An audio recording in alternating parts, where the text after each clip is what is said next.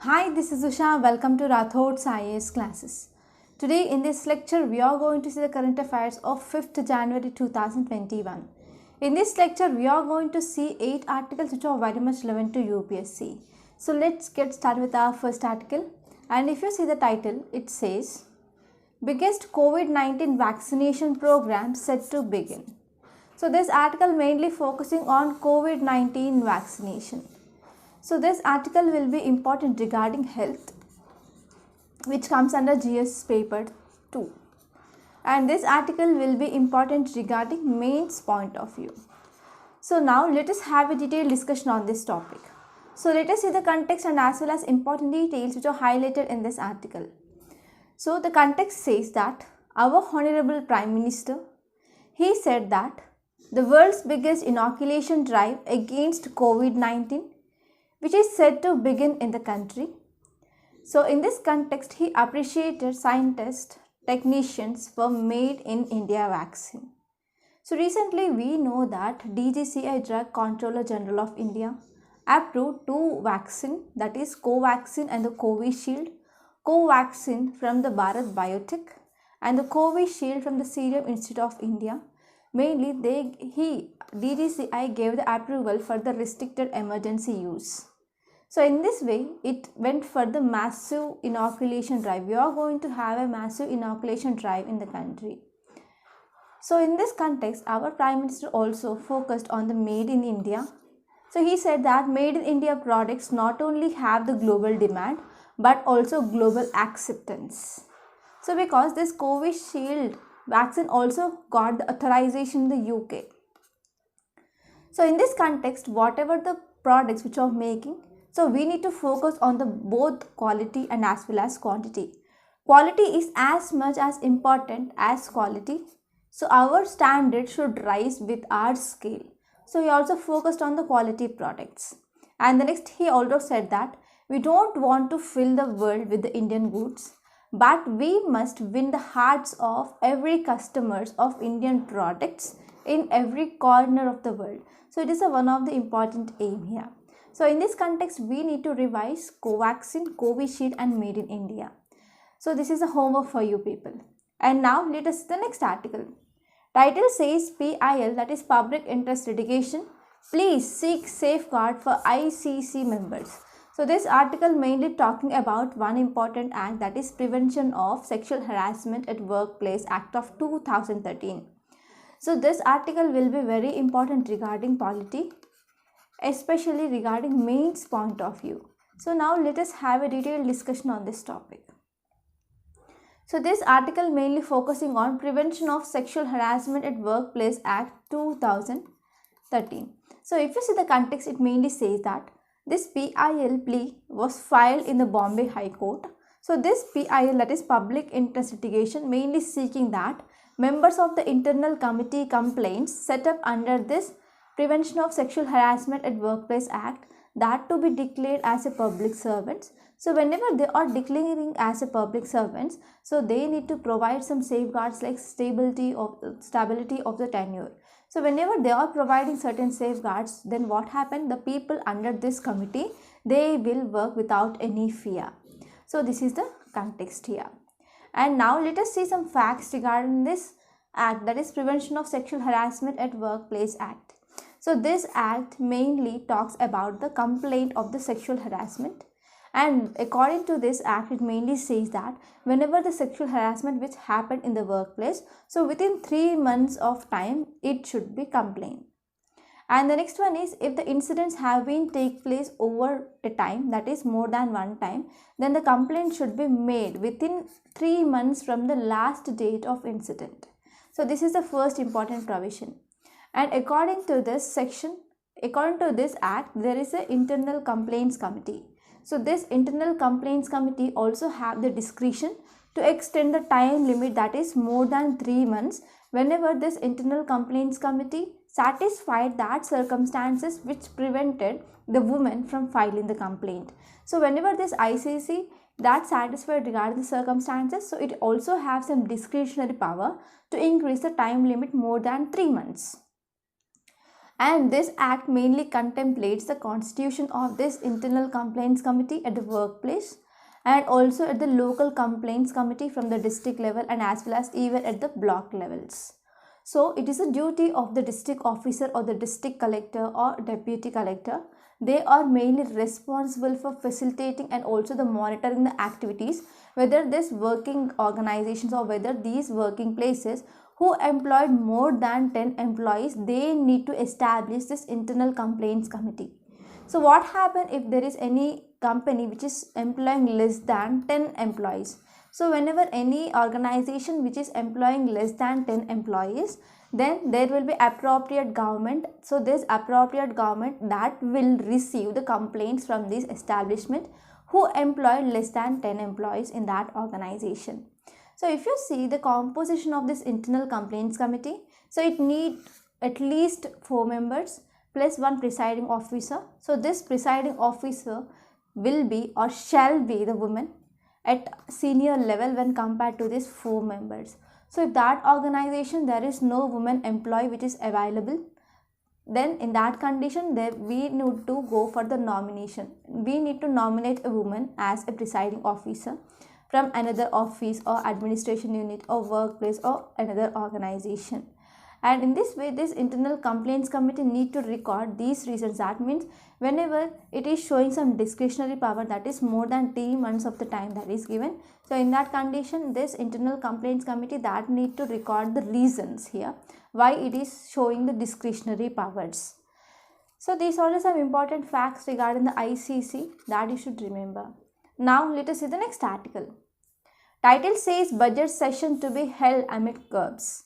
So this article mainly talking about budget session.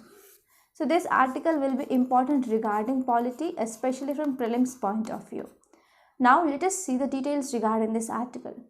So if you are seeing the context, it says that budget session of Parliament is expected to be under similar COVID-19 safety measures and restrictions. So they will follow the strict physical distancing norms. Here it is a time to conduct this budget session. So the budget session of the Parliament will be expected to be under similar COVID-19 safety measures that are taken in the monsoon session. So because recently winter session it is not taken up, right? So there is a suspension of the winter season that's seen. So because of this, whatever the important safety measures that followed in the monsoon session, that will be followed in this budget session also.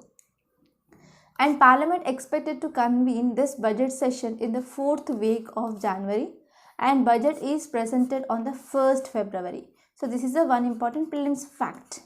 And now let us see some facts regarding the Parliament sessions. So who is empowered to summon each of the house from time to time? So that is the President of India. President of India is empowered to summon each house of Parliament from time to time. So this is again one important prelims fact. So what is the maximum gap that should be present or that cannot be exceeded? So the maximum gap between the two sessions that cannot be exceeded more than 6 months. That means the Parliament should meet at least twice a year. So if you are talking about this session, so what is the meaning of the session? Here session means the period between the first sitting of the House and its prorogation. So whatever the time period it is present from the first sitting and the ending, that is prorogation, that period it is called as a session of House. So if you are talking about the parliamentary sessions, usually there are 3 sessions. The first one is budget session, second one is monsoon session, and third one is a winter session. So the budget session that is from the February to May. So if you say February, March, April, May. So you need to remember here 4.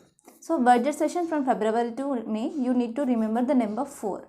And monsoon session is from July to September, that is July, August, September. So here you need to remember 3. And the winter session is from November to December, that is 2. So how to remember this budget session or the 3 sessions with the time period? So first you need to, I will give you small mnemonic here. So please try to understand this. Here B, here M, W.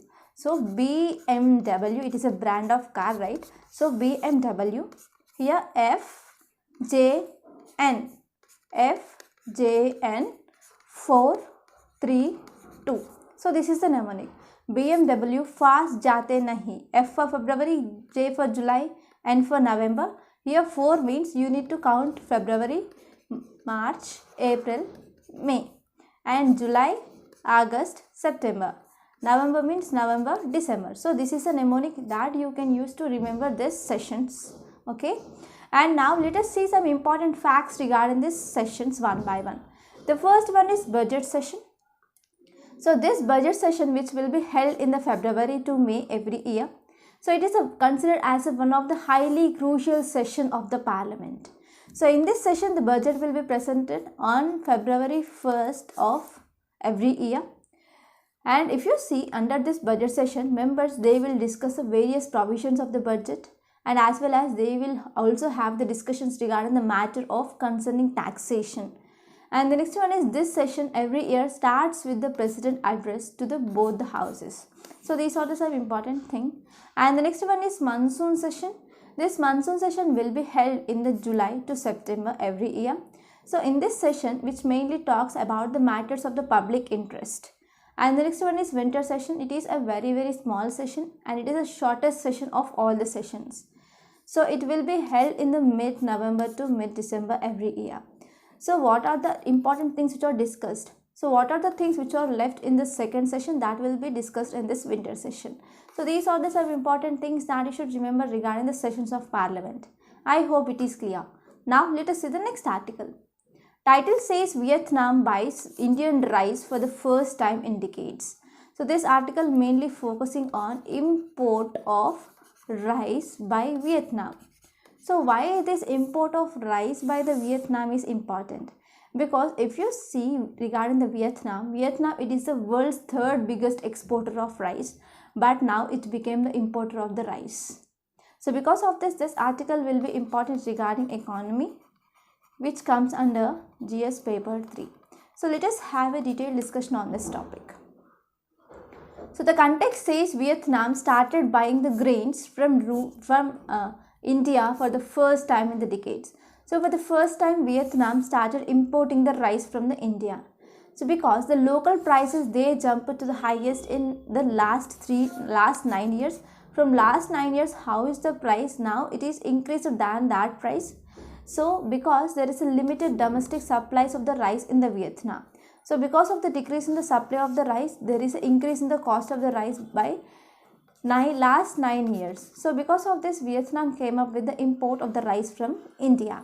So if you see some details which are highlighted in this article, they include Vietnam, it is the world's third biggest exporter of rice. And if you see the traditional buyers from the Thailand, Vietnam, they switched to the India because these Vietnam which halted the export to the other countries.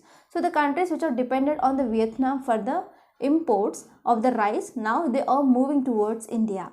So in this way, Indian traders, they have contracted to export 70,000 tons of 100% broken rice for the month January and the February 2021.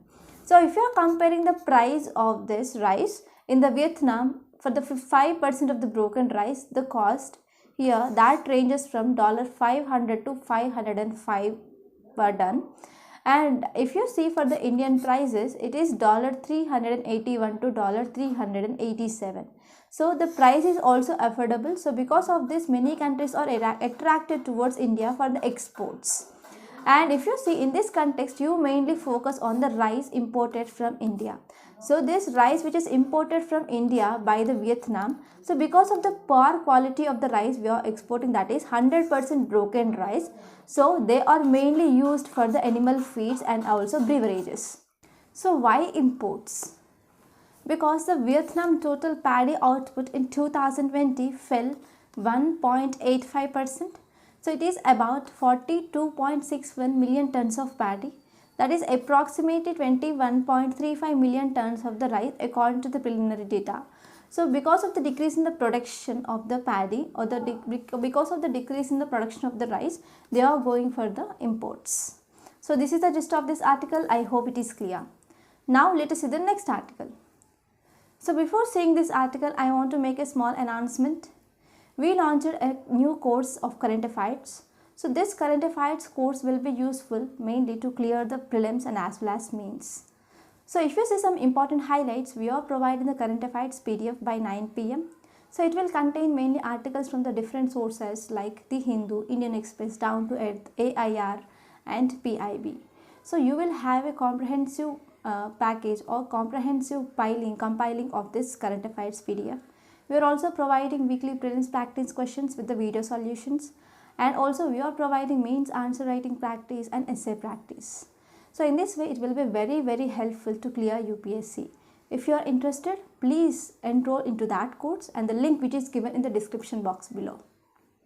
And now let us see this article. So title says Embracing Energy Efficiency.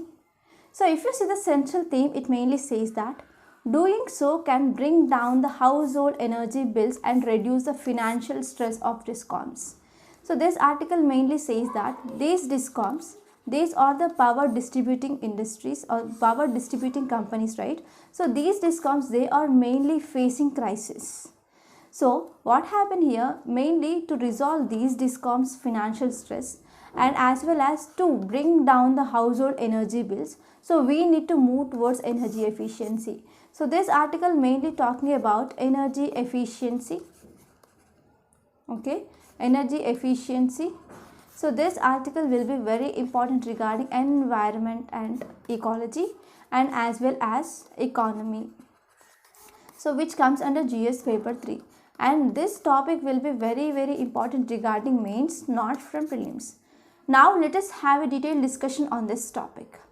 So if you see the context, it mainly says that Power Minister announced the rules, and these rules, they are laid down the uniform performance standards for the power distribution companies, and these rules, they make them liable to compensate the consumers in the case of violations. So what is that rule?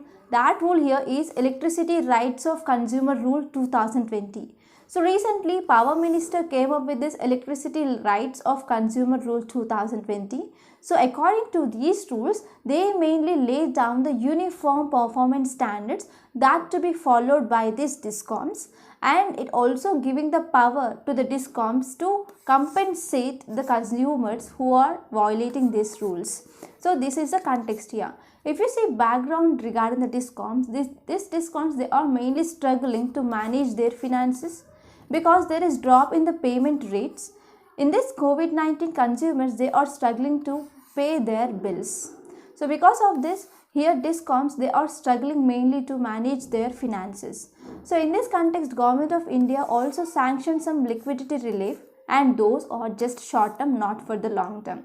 So in this context, if you see the data regarding the electricity usage in India, so according to this India's residential electricity consumption, which is mainly says that the electricity consumption will be expected to be doubled by 2030 because households, they are going to buy more electronic appliances to satisfy their domestic needs. So because of this, what is the concern? Whenever there is an increase in the electricity consumption, so the concern here mainly faced by the DISCOMs here is the ability of the DISCOMs to provide the reliable supply at the affordable price or not.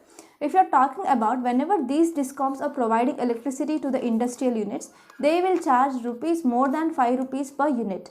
But whenever these DISCOMs who are supplying the electricity to the households, they will be supplied at low rate, that is less than 3 or less than 2 rupees. For example, as of now it is 2 rupees, I think so.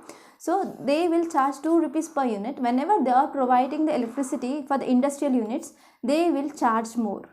So in this way, whenever the household consumption of the electricity which is increasing by 2030, so there will be the burden on the DISCOMs regarding the reliable supply at the affordable price. So what is the solution? The solution here it is we need to move towards energy efficiency. So whenever we are moving towards energy efficiency, so it will have the two advantages. The firstly, that is bring down the household energy bills. Next, secondly, it will also reduce the DISCOM's financial stress. Now let us see the developments of energy efficiency in India. So India has seen significant adoption of the energy efficient appliances. So in India, according to this India's Residential Energy Survey, which is conducted by the Council of Energy, Environment and Water. So according to this survey conducted in 15,000 households across 21 states. So if you see the highlights of this study, it mainly says that more than 75% of the air conditioners, more than 60% of the refrigerators, they are used by the Indian households, they are star labeled. So who will label this? Who will give the star labels? That is Bureau of Energy Efficiency, that is BEE. So this star label mainly regarding the energy efficiency. So there is more stars, that means there is a more efficiency. If you see on refrigerators, we will find some stars like 3 stars, 4 stars and 5 stars, right? So based on the increase in number of the stars, that means increased energy efficiency. And the next one is 90% of the Indian homes, they are using LED lamps and LED tubes. And one important cause of concern in this study, it says that there is a limited uptake of energy efficient regarding the ceiling fans, regarding televisions and desert coolers. So if you see regarding the ceiling fans, 90% of the fans, they are not energy efficient. Only 3% of the fans are energy efficient. And if you are talking about televisions, so 60% of the users or the 60% of the television users, they are using the old model televisions. So they are not energy efficient. And the next one is 15% of the desert coolers, they are not even covered under the star labeling program. So these are some concerns here. So what is the way forward? What can be done? Firstly, we need to improve the availability and the affordability. If there is no availability of the star label products in the markets, how these consumers, they will go for the opting of the star label? So first we need to increase the availability of the star label products in the market, and after that we need to ensure that the price, it is affordable. Though there is a increased availability of the star products in the market, but the price, it is very high. So whenever the price is very high, the people cannot afford that, right? So we need to ensure the affordability as well. So if you see, less than 5% of the ceiling fans, they are star rated as of now. So recently, Bureau of Energy Efficiency, which is mainly planning to bring the ceiling fans under the mandatory star labeling from 2022. So whenever it is coming with this mandatory labeling, it should also ensure that the cost should be affordable. And the next one is nationwide consumer awareness campaigns. So if you see the data, only 4th of the Indian households, they are aware about this BEE star labels, not all. So if you're talking about small towns, rural areas, they are unaware about this star labeling. So there is a need to go for the decentralized and the consumer-centric engagement strategy, which should be done by the government and as well as Bureau of Energy Efficiency. And the last, that is thirdly, we can say there is a need to monitor the supply quality and changing consumption pattern on the real-time basis. So whatever the quality of the product that is coming into the market, and whether the consumers, they are opting for the star label or not. So if at all the consumption pattern which is not changing, so the government need to increase the awareness. So what is the significance here? So in India, we have one scheme, that is Ujala scheme, which is mainly focused on the LED bulbs. So because of this Ujala scheme, it also brought up the transform change in the country. Most of the people, they move towards the LED bulbs. 90% of the people, they started using this LED bulbs now. So because of the shifting towards the LED bulbs, that decreased the annual carbon emissions by nearly 82 million tons. So this is one of the great achievement. And the next one is, whenever we are going for this energy efficiency, so we can ensure 24/7 power to all. So these are some of the gist of this article. I hope it is clear. Now let us see the next article, black and grey. So this article mainly talking about Financial Action Task Force, and this article will be important regarding GS paper 2 under international relations, and this topic will be important especially regarding mains. Now let us have a detailed discussion on this topic. So if you see the context here, Pakistan took some steps. So those steps include arrest of Zakir Rahman Lakhvi. So he mainly linked to the 2008 Mumbai attacks, and he also the elite commander. And there is a convention and arrest of the Hasif Syed and also other elite leaders regarding the terror financing cases. And recently, Pakistan also came up with a new list of the terrorists at the various times. Whenever this FATF review is there, before that review, Pakistan which is taking these steps. So regarding this Hasif Syed, we have a detailed discussion. What is this FATF? What is the case regarding this Hasif Syed? So and so, right? So what happened? What is the concern? Why this FATF is in the news? because ahead of the next meeting of this global watchdog, that is FATF, it is to meet in the January to prepare the recommendations for a final decision of Pakistan status, whether it will remain in the grey list or whether it will be downgraded to blacklist or whether it will be removed from those two lists. So there is a meeting that is going to be held in the January. So before the review of this FATF, so these are the some steps which are taken by the Pakistan. So it is not the new thing, right? So if you see, Pakistan was placed in the grey list in the June 2018, and what happened, it gave an 27-point action plan that to be followed and that to be completed by October 2019. So till now there are 4 reviews that happened regarding the position of the Pakistan. So what happened, the judges judged that out of 27, 21 are completed by the Pakistan. So in this session it is very important because FATF mainly have the 3 options regarding the status of Pakistan. The first and the foremost here is keeping this Pakistan in the grey list only. So whenever this Pakistan which is kept in the grey list, it is subjected to some financial restrictions. And the next option, that is second option here, is to downgrade this Pakistan into the blacklist. So whenever Pakistan it is downgraded into the blacklist, so it will face some stringent actions. And the third one here is to close the review and let off the Pakistan from the list altogether. So it should be leaving this grey list also. So whenever regarding this third option, whenever there is a close the review and let off the Pakistan off the list altogether, so India have some concerns here. Because whenever the Pakistan which is removed from this list, Pakistan can reverse all its actions. All the men who are arrested, other terrorists, most wanted terrorists, so they will be released on the bail. So some international terrorists, they may continue to evade any kind of UN sanctions. So because of this, India have some concerns here regarding the security issues. So this is the gist of this article, and now let us see the next article. Title says maximum governor. So this article mainly talking about how governor who is acting as a link between the center and the state. So this is the one of the important topic in our polity, and this topic will be important regarding mains. So this polity comes under GS paper 2. So let us have a detailed discussion on this topic. First, let us see why this power of the governor is in the news. So how the misuse of this governor office is happening and how center is using this office of governor to control the states.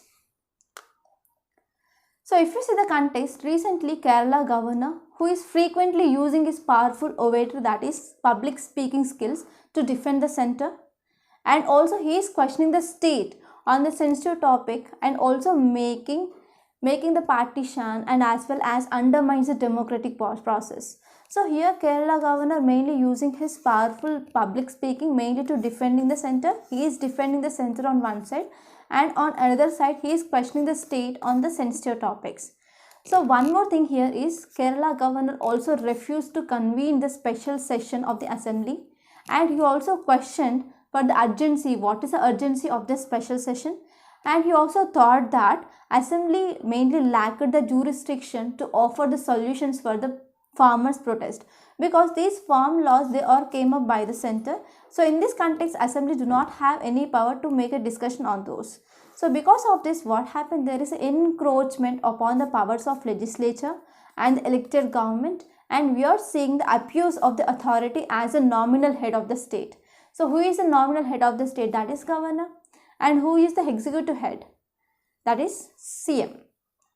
So if you see the power of the governor here, if you are talking about state executive and the central executive, that is union executive, state executive mainly contains constitutional head or the nominal head, that is governor. Next one is chief minister, state council of ministers and advocate general of state. So if you are talking about chief minister and state council of ministers, they are elected. Either they may be elected directly or indirectly, they are elected. And if you are talking about union executive, we have the nominal head, that is president, and we have the vice president, prime minister, union council of ministers and attorney general of India. So if you are talking about the post of vice governor, which is not present in the state, but in the central we have the vice president. So if you are talking and if you are comparing with the union executive with the state executive, here the nominal head of the country, that is president, he is elected indirectly. But if you are talking about the nominal head of the state, he is not elected. So in this way it is not matching with the center as well as the state here.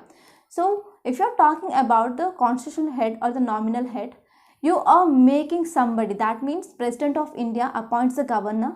So here president, he will make somebody constitutional head of the state despite of the fact that who is nothing to do with the state. Even that person will not come from the state. So why this governor who is not elected? If you are talking about the role of the governor, he should play the dual role. So he should be the part of the state executive, and the second important role that is played by the governor here is, if you are talking about the function of the union, the responsibility of the union here, it is to control the functioning of the state.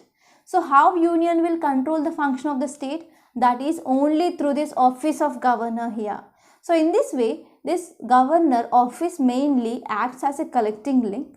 So governor will make sure that state which is functioning and also it is coordinated with the central policies.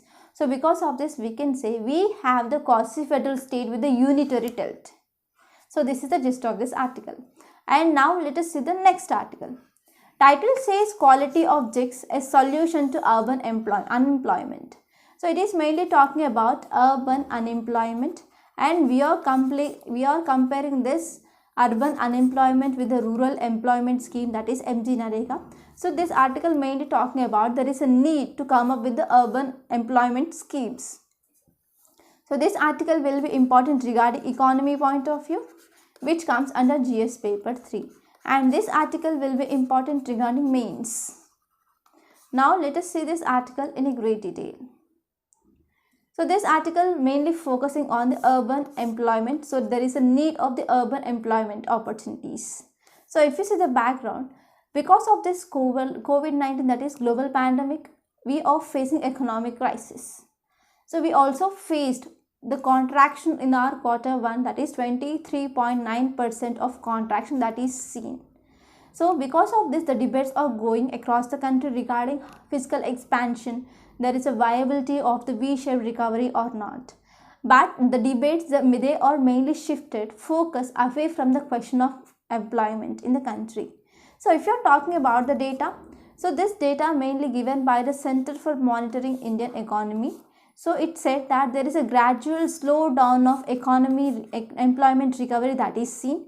So this report also says that the share in the unemployment, which is 6.51% in the month of November 2020, and it increased to 9.06% in the December 2020.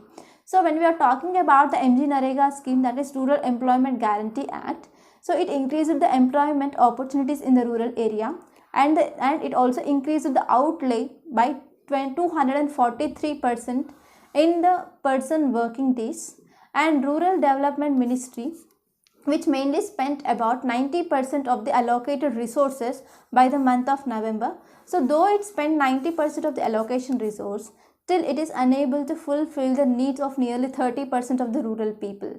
So if you are talking about the Indian cities, in Indian cities there is a shuttered business.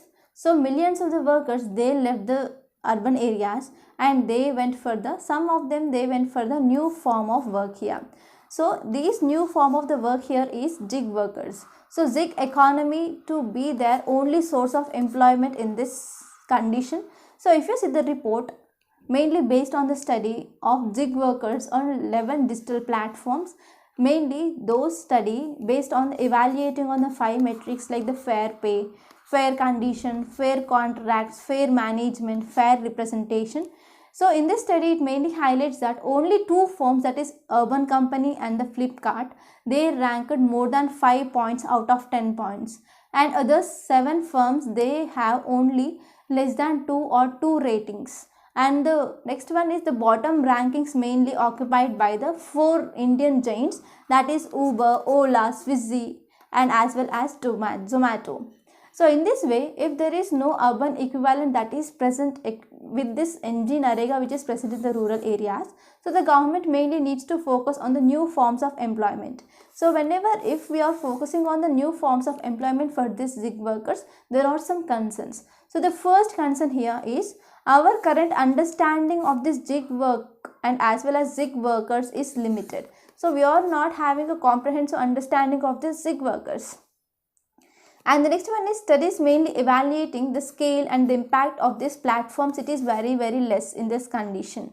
And the next one is there is no authoritative estimate on the total number of gig workers who are present in India. So there is no approximate number. And the next one is issue of regulation. So if they are coming for the one size which is fitting for all, so if you are talking about the gig economy, some people they are getting the good payments mainly from the freelancer, but some of the people they do not even get the daily employment or a daily wages as well. So because of this, whenever we are coming for the one size fit for all, it will be not good thing. So in this context, what is the way forward? What can be done? So here government need to require to come up with this labor platforms. So these labor platforms, they should comply with the disclosure norms and also workers compensation standards. So in this way, they will have the access to the government support. So in this way, it have the twin advantages. The first one is these platforms employ the workers directly. So because of this, there will be the decrease in the cost for the government as well, because the government need to go for the contractors or the partners, right? So whenever they are having some of these platforms, so from these platforms the government can give work directly to the workers.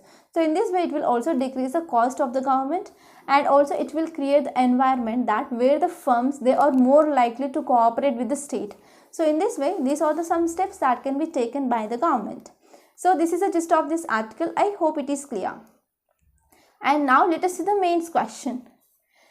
Embracing energy efficiency can bring down the household energy bills and reduce the financial stress of discoms. Evaluate. So answer should be written not more than 150 words. So try to write the answer. So these are some important articles that appear in the today's Hindu newspaper. I hope you enjoyed this lecture. Please subscribe to my channel and don't forget to like, share and comment my videos. The PDF link of this notes which is given in the description box below. Thank you so much.